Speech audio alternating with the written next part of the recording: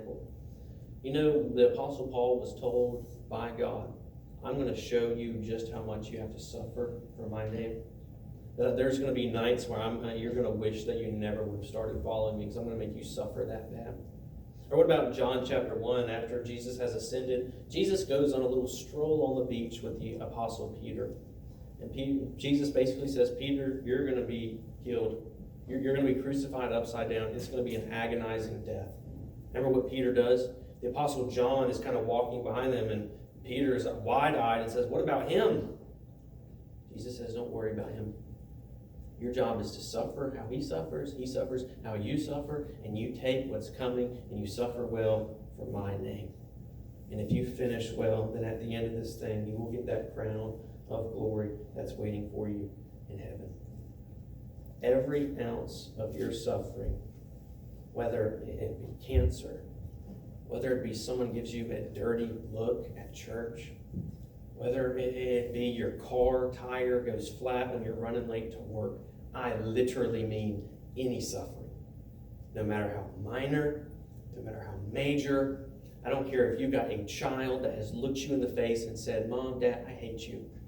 And I don't care if you were in second grade and someone blew a spitball at you and upset you. Any kind of suffering, all suffering, takes place under the sovereign hand of God and is used to make us mature and complete so that we lack nothing. So right now, we take hold of that theology, that doctrine of suffering, and we look forward to when all of this pays off. The lifetime of suffering here on earth, what do you got on this earth? 80 years if you're lucky, 80, 90 years if you're really lucky, of suffering, of toothaches, of broken bones, for an eternity in heaven with Christ. That's our theology of suffering. Not an ideal self, not a dream life. And what motivates us is that we become, through each of these trials, more and more like Jesus every day. We're going to close our service this morning with a hymn of invitation. Apart from Christ, suffering is very pointless and meaningless.